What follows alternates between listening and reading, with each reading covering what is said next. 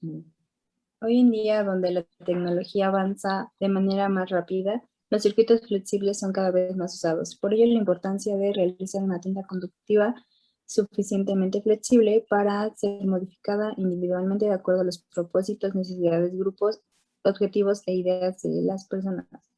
En este proyecto se presentan 3 propuestas de tintas conductivas que fueron probadas para conocer cuál tiene mejor conductividad y cuál sería la más adecuada para usar en un circuito flexible. Ese es el proyecto de Nancy Escalavis Portillo y Diego Isaac Lobato Montes sobre una tinta conductiva. A continuación vamos a presentar los materiales para la fabricación de nuestra tinta conductiva.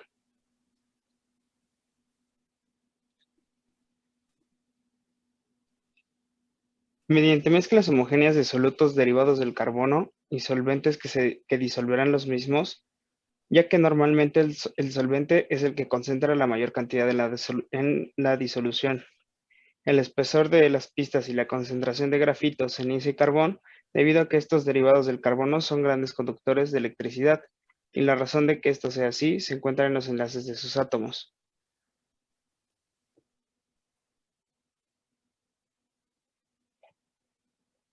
Los átomos que conforman el grafito están organizados en estructuras hexagonales, que a su vez forman redes que se mantienen juntas. Para que los hexágonos se mantengan unidos, se forman dobles enlaces que facilitan la migración de electrones, lo que se traduce en una buena conductividad. Se emplea en la fabricación de diversas piezas de ingeniería como pistones, juntas, arandelas, rodamientos, la fabricación de electrodos y otras aplicaciones eléctricas por ser conductor de electricidad. La combustión del carbono, en todas sus formas, ha sido base del desarrollo tecnológico desde tiempos prehistóricos. Los materiales basados en el carbono tienen aplicaciones en numerosas áreas de vanguardia tecnológica. Materiales compuestos, baterías de iones de litio, descontaminación del aire y del agua, electrodos para hornos de arco, en la síntesis del aluminio, etc. Las hojas de papel y de plástico impresas tienen características problemáticas, principalmente alta resistencia o falta de rigidez. Las resistencias son demasiado altas para la mayoría de trabajos de las placas de circuitos y la naturaleza no rígida de los materiales permite que sean ejercidas fuerzas indeseadas sobre conexiones de los componentes, causando problemas de fiabilidad. Por tanto, tales materiales solo se utilizan en una gama limitada de aplicaciones, por lo general donde la flexibilidad es importante y que ninguna parte está montada sobre la hoja.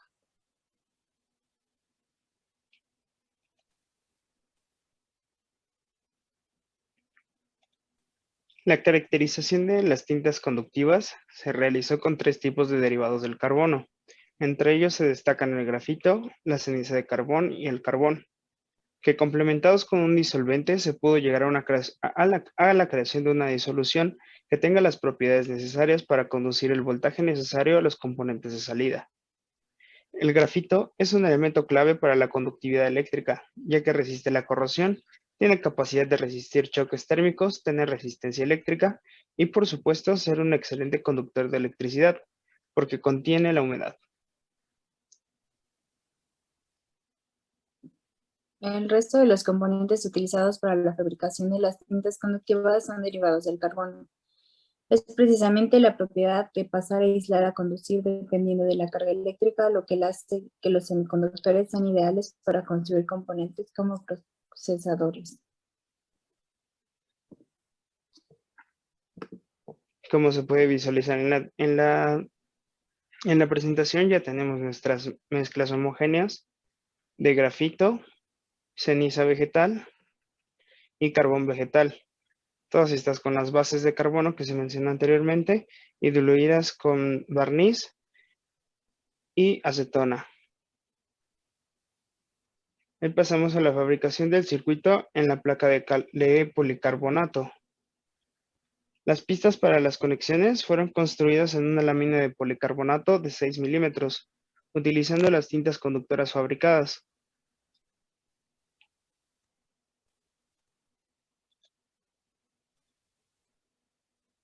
Como se puede apreciar en las fotografías, primero se marcó el circuito a una profundidad aproximada de 0.05 milímetros. Hicimos 3 circuitos. Circuito de unas teclas de piano, que se explicará en el siguiente slash.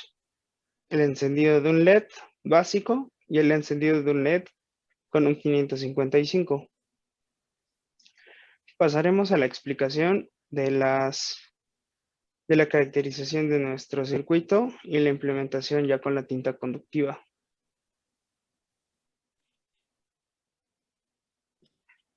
Después de trazar nuestros circuitos en cada una de las placas de policarbonato,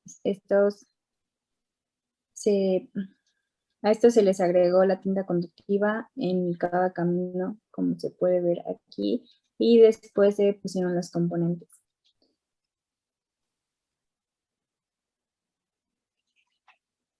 En este caso, el circuito es un circuito integrado 555, el cual se alimenta con una fuente de 9 volts.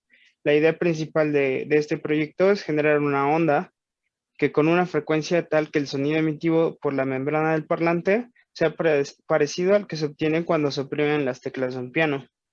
Dicha frecuencia depende del valor de las resistencias que se hacen pasar por parte del circuito. Por lo tanto, se han conectado botones pulsadores de tal forma que con cada uno de ellos se obtiene una resistencia equivalente diferente. El valor de las resistencias que permiten obtener las diferentes frecuencias está elegido al azar.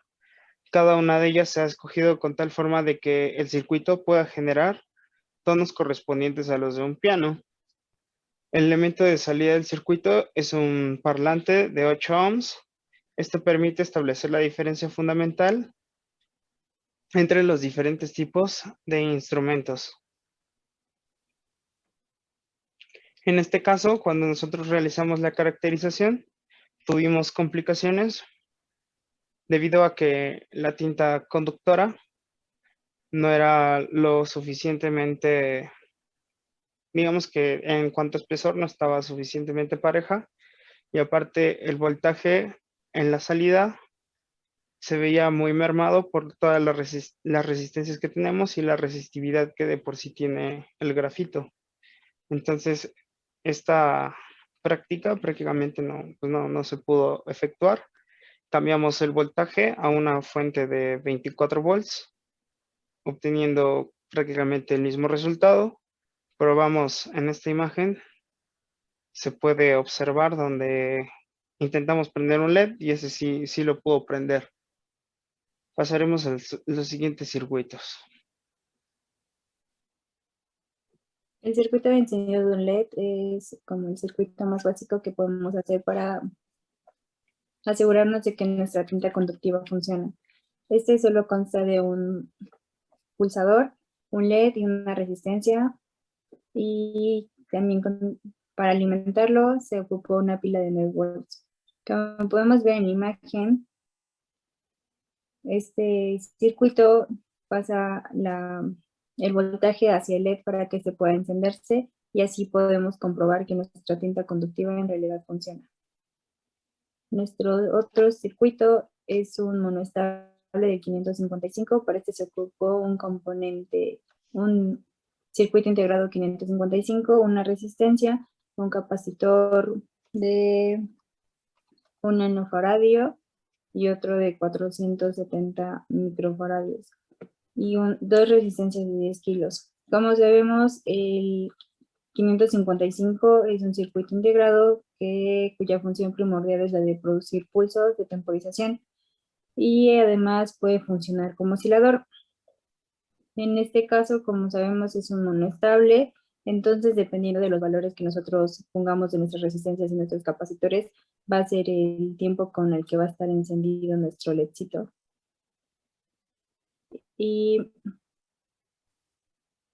más adelante les enseñaremos el funcionamiento.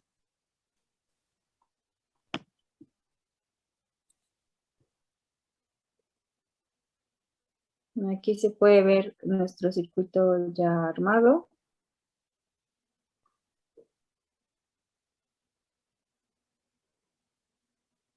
Con los componentes anteriormente mencionados, y también se alimenta de una pila de 9 volts.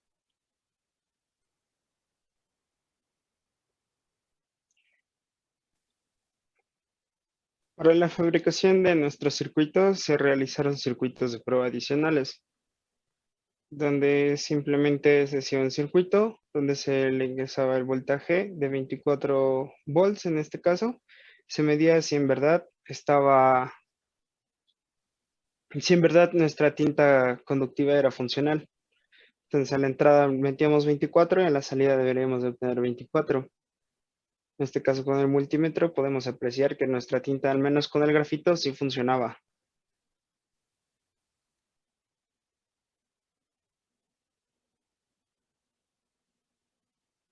Estos son los circuitos que hicimos de ceniza y carbón. Con este obtuvimos una resistencia más alta en el caso del carbón. En el caso de la ceniza se vio mermado, ya no nos daba ninguna resistencia y por lo tanto ni también ninguna conductividad. En cambio con el carbón sí lo logramos, aunque el espesor no era el espesor no era el adecuado.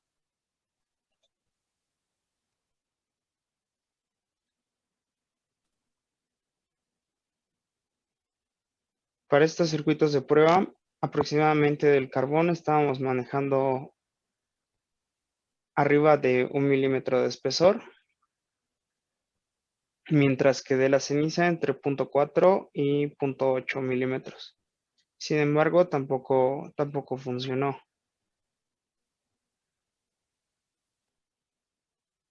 Y pues ya pasaremos a las conclusiones.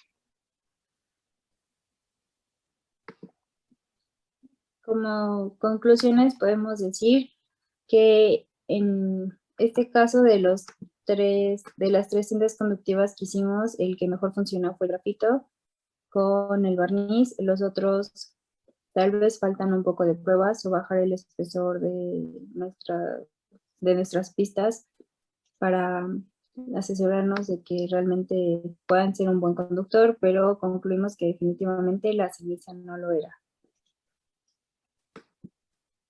Al final, la tinta conductiva o pintura conductora es un estupendo material que permite dibujar circuitos electrónicos funcionales sobre casi cualquier tipo de superficie, principalmente papel o materiales textiles. En este caso, nosotros utilizamos un metacrilato. Este material ha gozado de una reciente notoriedad y sobre todo una gran atención por parte de todos los aficionados y entusiastas de la cultura de los circuitos eléctricos, debido a la facilidad y flexibilidad que ofrece para el desarrollo de los proyectos. Y eso es todo.